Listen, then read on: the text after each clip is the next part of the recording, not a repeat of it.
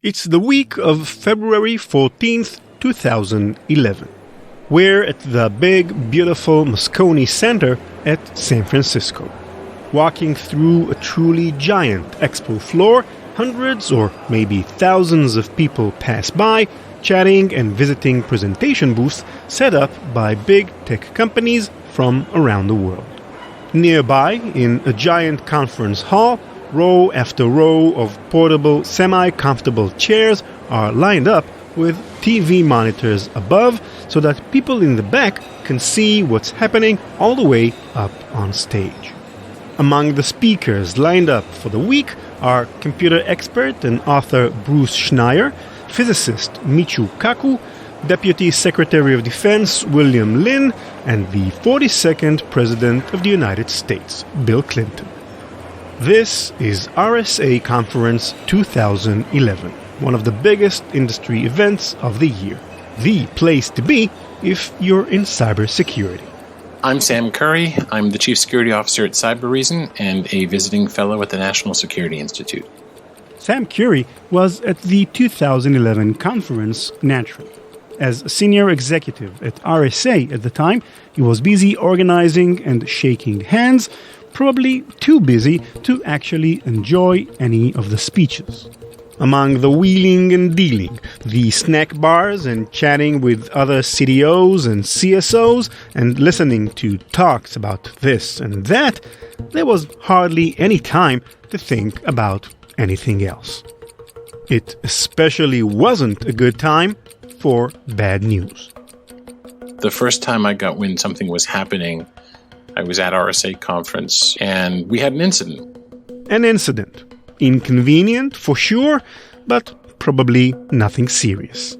We have incidents all the time, and it was late night on the phone, being on the phone constantly with all the chaos of the show, with some colleagues, and we pretty much contained the incident. With the incident contained, Sam went back to his more important business. The conference soon ended, and a couple of weeks passed. But not everything was completely back to normal. We had missed some code delivery for a client. It was very, very out of the ordinary. Dave Castignola, today the CRO at BugCrowd, was a VP at RSA in 2011. And then I had seen some network issues and some servers being taken offline, and that just immediately sent alarm bells up. Lots of employees started experiencing these same issues. Issues accessing data, communicating on RSA's network. It was more than your typical outage. You couldn't get out if you were on a corporate network and the VPN probably wasn't delivering the content you were used to. And on the Friday night, the week before we announced, I had just had a terrible feeling all weekend long. And then I received a phone call Monday morning about what was happening. That phone call was the beginning of the most chaotic month in Dave's career.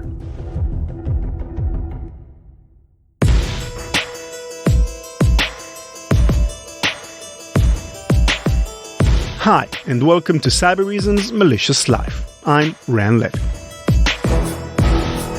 If you're a regular listener to this podcast, or if you follow cybersecurity news, you'll know the kinds of things we typically focus on when a big hack occurs. The first question usually is, what's the damage? What machines were brought down? What data was taken? Who's affected and how? After that, we ask two questions in no particular order. Who did it and how they pulled it off? Was it Russian cybercriminals, a phishing email and lateral movement in a corporate network, the Chinese military with a zero-day vulnerability, or Colonel Mustard in the hall with a knife? Far less emphasis is usually given to another component of every hack. The incident response. How the hacked entity deals once they realize what just happened to them. It's too bad, because incident response is just as important, just as dramatic as any other aspect of a hack. Think about Yahoo and Target ignoring repeated red flags. Think Equifax, which, after losing the largest trove of personal data in history, offered just 1 year of free credit monitoring to Americans and put up a website which purported to tell you if you were affected, but didn't actually work. On the opposite end of the spectrum, think Maersk during NotPetya, or Saudi Aramco, which after 30,000 of their computers were destroyed by Shamoon, simply went out and bought 50,000 new hard drives on the spot. Nearly the entire world's available supply at the time, right off the factory floor. There are a lot of different ways an organization can respond to a hack, but when you're in the war room, it's hard to make the best, most logical decision. For the moment, you're at the center of the world, with media attention and jobs and money and a lot else on the line. It's this kind of pressure that can destroy the weak or bring out sides of people they didn't quite know were there. In early 2011, Sam Curry and Dave Castignola had no clue that they'd be thrust into one of these situations, that the kind of security professionals, the kind of men they believed themselves to be, would be put to the test. It all began on a Monday evening when an employee noticed sensitive data exiting from RSA servers. He saw this thing in transmission, and the profile of the data stream didn't look right. It wasn't what it should have been on that port. And he hit the big red button and shut down production, which was a brave move in itself. The whole company was put on pause, just in case. And that happened 3 or 4 days prior. The next day, there were lots of questions and very few answers. Evidently, something was wrong at RSA Security, but exactly what was still unclear. Unclear until they discovered what data had left the system. We then hunted it down and we found an encrypted object. Okay, we opened it up, we found one of our encrypted objects. All right, we opened it up and we saw exactly what it was. It was secret material related to SecureID. SecureID, RSA's flagship product. The exfiltration had been proactively interrupted partway through, but this was bad. We'd had 3 days to think about what if. And hopes rose and fell in those 3 days. It was really the Wednesday morning that we determined, beyond a shadow of a doubt, that had happened. It took us nearly 3 days to come to the conclusion that we had had a breach. Sam and Dave, upon hearing the news, had the same thought. I believed we were going out of business. If you're a defender fighting to protect your organization from cyber attackers, you must be successful ending attacks every single time. They only need to be successful once. Cybereason reverses the attacker's advantage. Our future-ready attack platform gives defenders the wisdom to uncover, understand, and piece together multiple threats, and the precision focus to end cyber attacks instantly. Cybereason ends cyber attacks from endpoints to everywhere.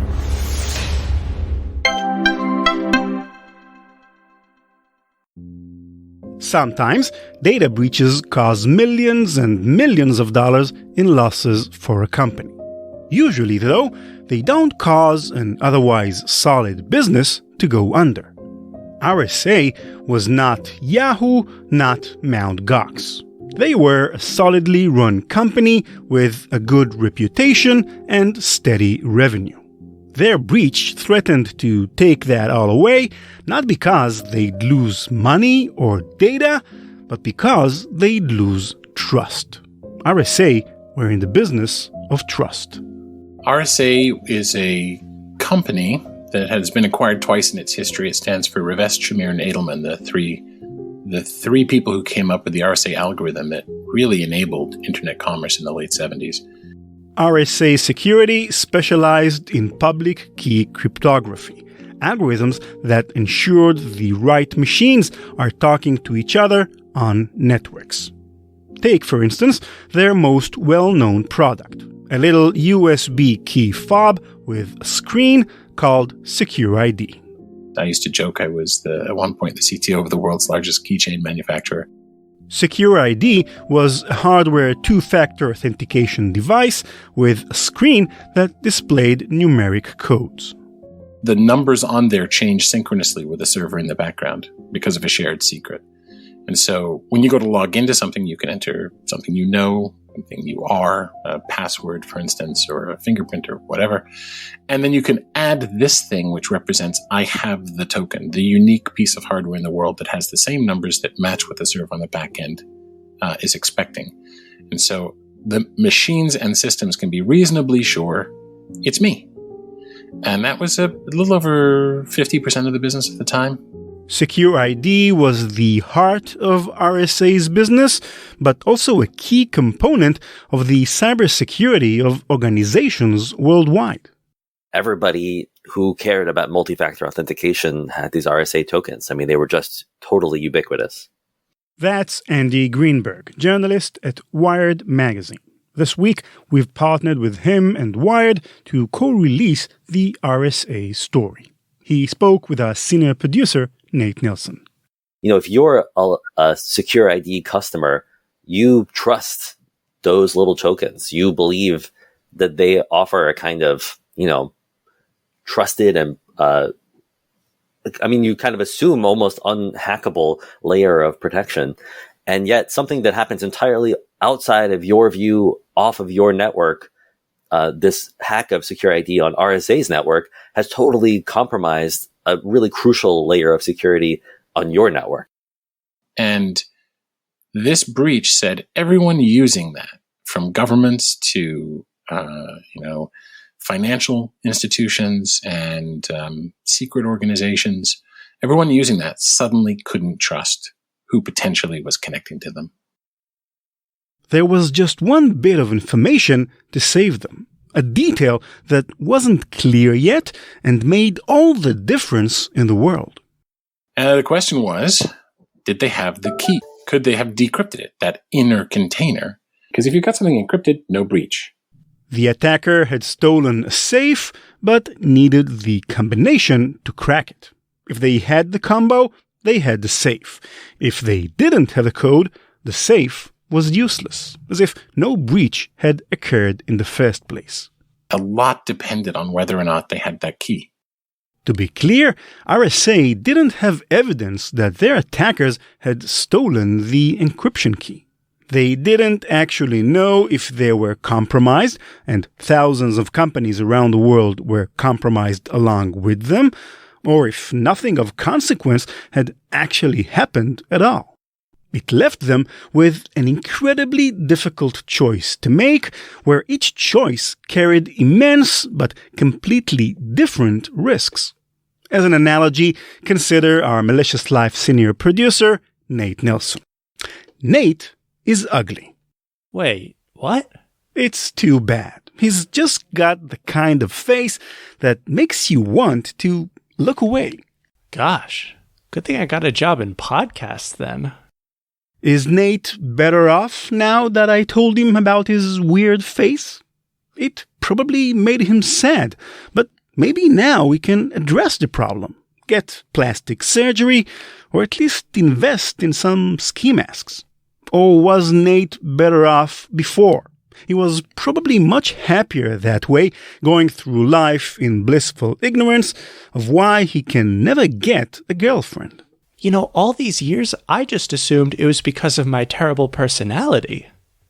RSA Security may or may not have lost the keys to SecureID. It was Schrödinger's hack. Two equally plausible alternate realities were ahead, and they didn't know which was true.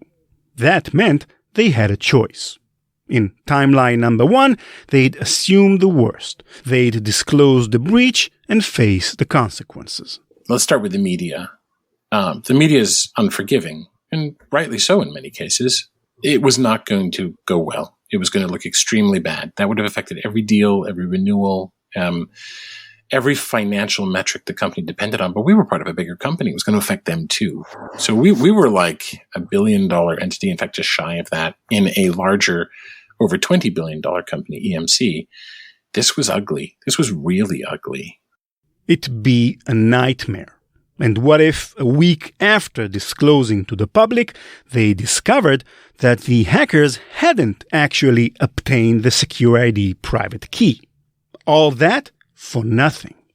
On the other hand, if they didn't disclose what happened, the risk associated with it, though, was potentially enormous because, something like 80 million people who had highly sensitive and important positions used us to prove they were who they said they were in their own operations.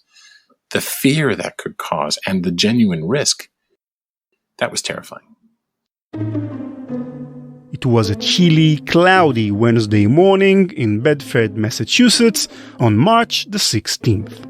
In a conference room at RSA HQ, Sam Curry and the execs at RSA convened to consider the decision in front of them. Senior management were sitting around, and the question, what do we do, came up. And I'm not going to out anybody. One person said, we don't have to say anything. And it was because there were no contracts, no rules, no laws that said we had to. Could RSA have kept the whole thing quiet? Most cybersecurity disclosure laws are pretty new, yes, but it's difficult to imagine that working. It's possible they could have gotten away with it. It's clearly not the right thing to do. Right. And I think also not the right business thing to do. And they would have gotten slammed for it sooner or later. I think they would have been facing serious criticisms or possibly a big lawsuit. It was at that suggestion that an older gentleman, parted gray hair, a little hunch in his shoulders, butted in. As CEO of the company, Art Coviello had the ultimate say as to how RSA was going to respond to this crisis. What kind of company they were going to be. Employees later referred to what he did next as an art attack. He swore and said we're going to do the right thing, and we shifted gears. The decision was final. Every individual in that room realized what the implications were. What they were about to do would initiate a chain of events that would very possibly cause the end of their company. A company that stood for 30 years. Sam was as scared as anyone, but he understood what had to be done.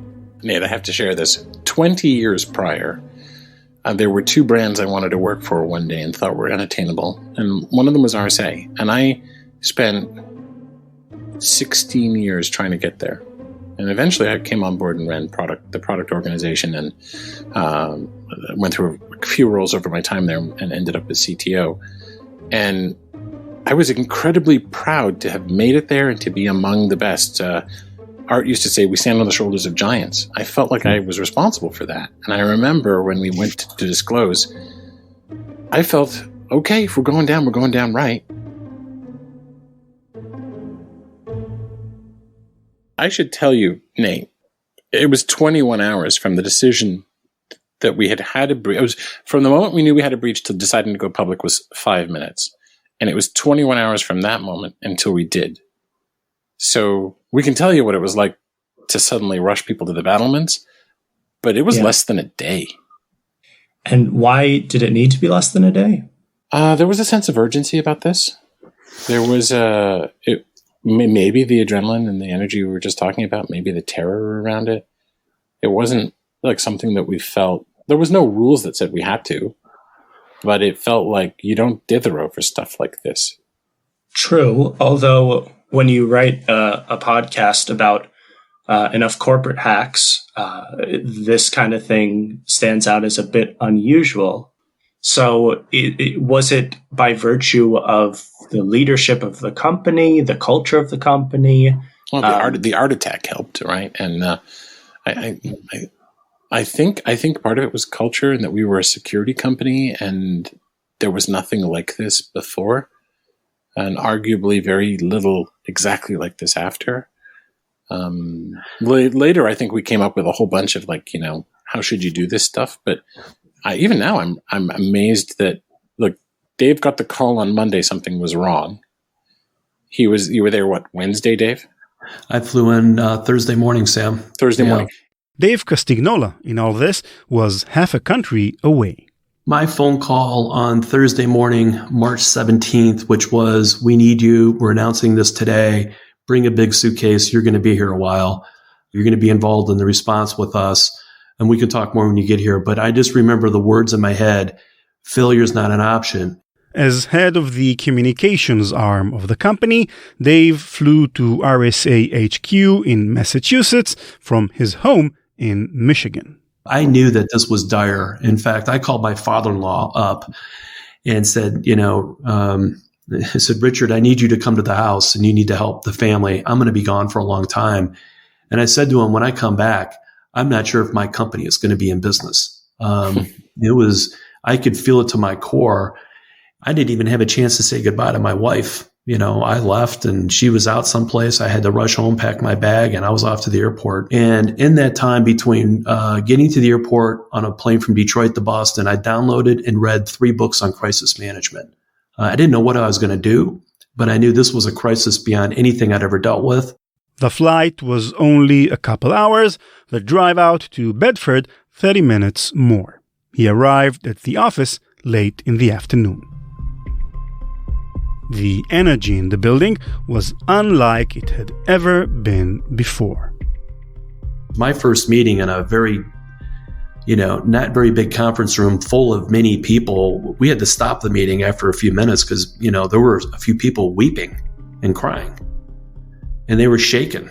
And, I said, hey, let's pause real quick, get some waters. We're going to be in here for a while this evening. And I had people out in the hall just grabbing me saying, are we going to survive this? And, I didn't know if we were going to survive, but of course I told everybody we are going to get through this. We had to keep the strong face for everybody, but everybody was beyond rattled.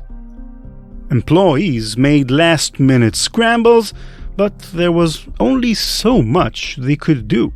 The announcement was about to occur in just a few minutes. You guys had all of these very sad meetings, and by the way, Nate, I don't think sad is the right word. I think terrified. It's not sadness. When I think back, not just how I felt afterwards, but how I felt in the moment, it was terror.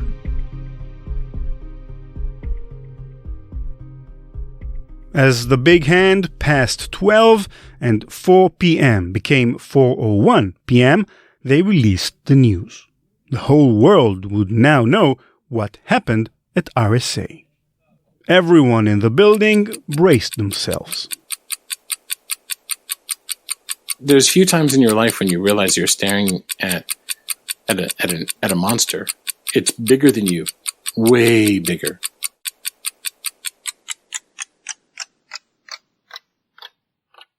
It was time.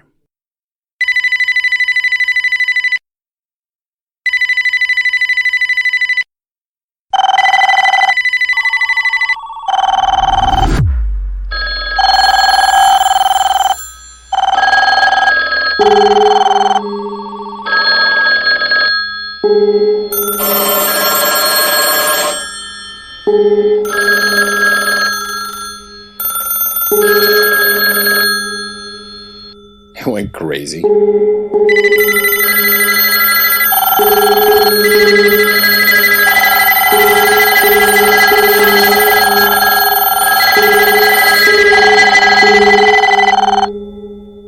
It was just mayhem.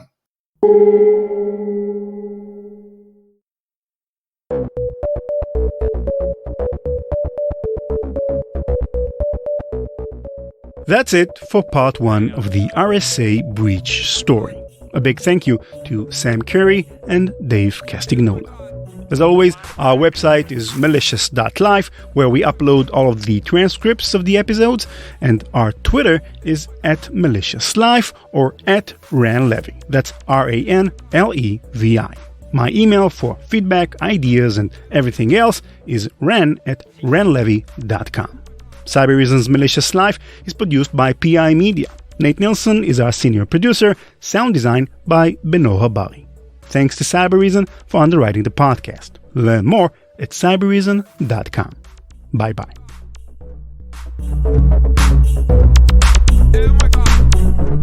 CK music.